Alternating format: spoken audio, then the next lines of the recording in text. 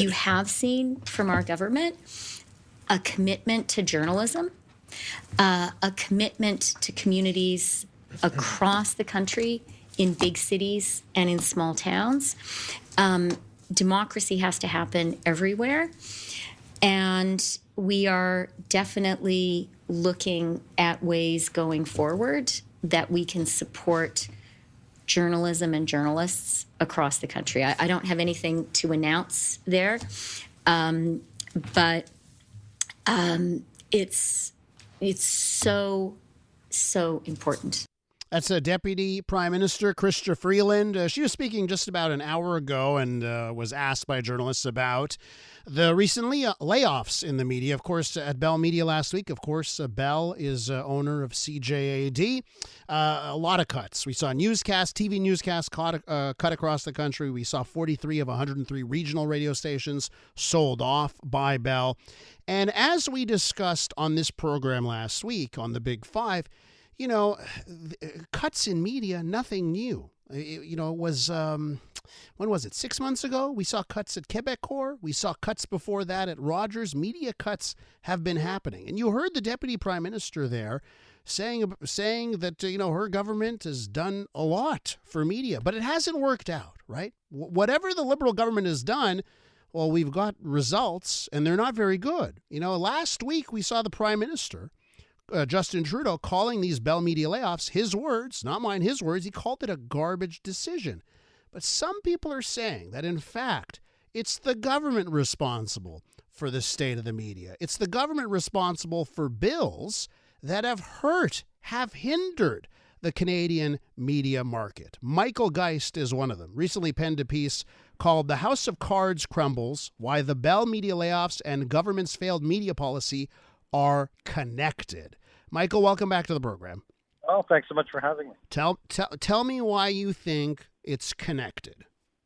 Well, I'll start by saying, listen, there's obviously a lot of factors going on, and so I don't think anyone would say that it's solely the government's media legislation, C11 and C18, that are responsible.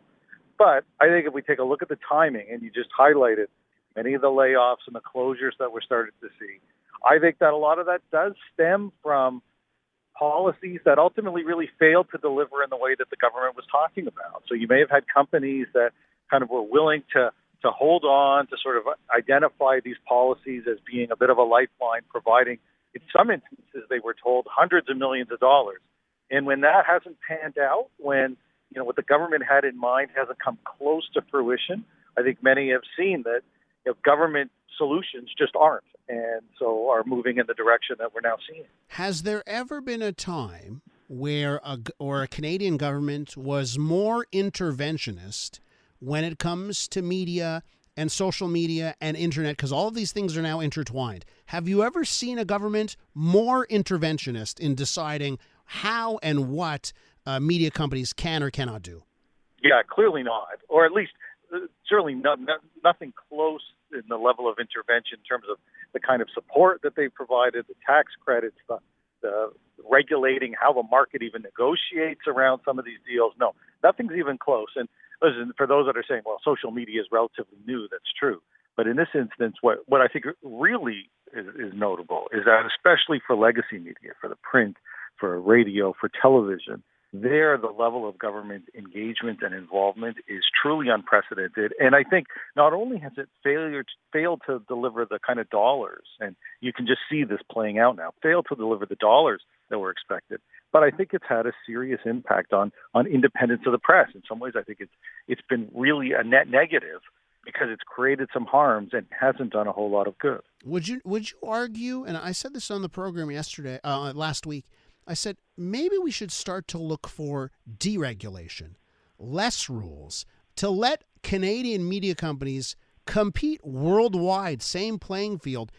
I don't know if that's the right thing, but at this point I'm starting to say maybe deregulation, less rules, less laws, less getting in the way is the solution. What do you think? Well, certainly we've seen some broadcasters trying to make those kind of arguments, and I think much of their arguments around deregulation is just tied to the perceived costs associated with it.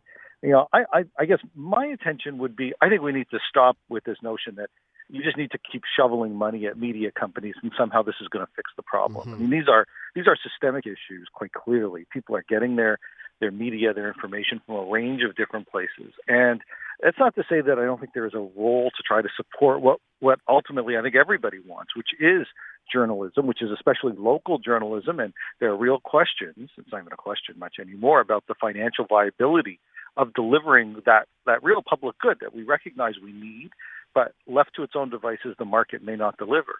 But the approach that we've seen to date, which is just either massive tax credits or direct funding, or as we saw with C-18, trying to force tech companies to somehow support all of this, just clearly just hasn't worked.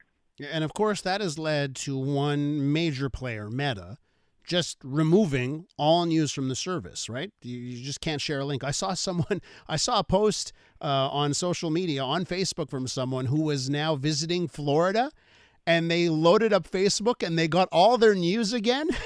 They were so happy that it was Canadian links that were finally showing up again, just because geographically they're no longer in Canada. So, right. I guess that's a question that I have is, I wonder a different path where CJD isn't banned from Instagram, but another path where CJD is broadcasting live on Instagram. And those, what happens in those two different scenarios? To me, it seems pretty simple. What with the path we're currently on, just not workable. No, it's not. And I think when you highlight the block news links, and that's all they are, they're links. It wasn't the full content, which is one of the reasons why the government's approach was so really inexplicable and foreseeable in the sense of where it would ultimately lead, is that it has caused harm. Facebook or Meta has walked away from tens of millions of dollars in deals that they did have. The block news links are clearly having an impact in terms of the kind of traffic that it drives to various sites. And then ultimately, the government which had been basically promising hundreds of millions of dollars to broadcast, to radio and TV. The parliamentary budget officer's estimate was about $330 million, and they said about three-quarters of that would go to broadcast. And the government pulled the rug out from that. And so they said, listen, at the end of the day, we're only able to get a fraction of that. And then they said we're going to cap how much broadcasters get at 30%. So $30 million for all television and radio across the country is just peanuts, and it clearly wouldn't move the needle. And when you layer in, as you say, the block links and the like, it's clear this legislation has caused harm, not good, especially on the broadcast side. Did you see the Prime Minister last Friday and his feisty them's fighting words? Did you see that? Oh, of course, yeah. So what's your reaction to Justin Trudeau and him really ramping up the rhetoric last week?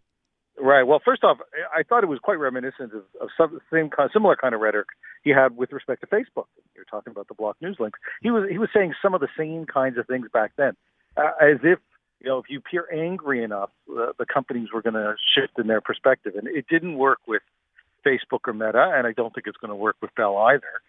And in some ways, I think that at the end of the day, the anger comes out of a sense of frustration that the Prime Minister, and played off the top the finance minister, they've clearly invested and made efforts. It's not that they haven't been doing anything. They have. It hasn't worked. And it feels like a lot of this is frustration at essentially their policy failures. So it hasn't worked. Do you suspect they will double down on what hasn't worked, or they will start to backtrack? Well, it sure feels like a doubling down, at least for this government. They did with respect to the labor journalism tax credit. So they had for print, for qualified Canadian journalism organizations, policy that was already generating hundreds of millions of dollars. They said they'll cover 25% of the cost of a print journalist, up to $55,000 in salary, basically $14,000 in tax credits per journalist. Just last year, they retroactively upped that to 35%. With a higher salary of $85,000, they more than doubled the tax credit. So it's now $30,000 per journalist. Top in the Quebec funding for a similar kind of tax credit and the Google money. And you've got print outlets in Quebec that in some instances have almost their entire news costs covered through government or government regulation. Oh, wow. That's just not a healthy approach if you're talking about an independent press. And what about level playing fields, especially now, because the world has changed. It's not TV stations are separate, radio stations are separate, and print media is separate. We all compete against each other. and you've basically picked winners with those types of policies. It's a super interesting point. I think the government has that. They basically made the choice that they felt that print had no other options. They were going to provide that support, and I think they basically made a bet that broadcast, by and large, owned by large entities that have other profit centers, and that much like they thought that Meta would be prepared to walk away from Canadian news, that they figured that the large owners of those broadcasters wouldn't be willing to walk away from Canadian news either. And it feels, once again, like a bad bet.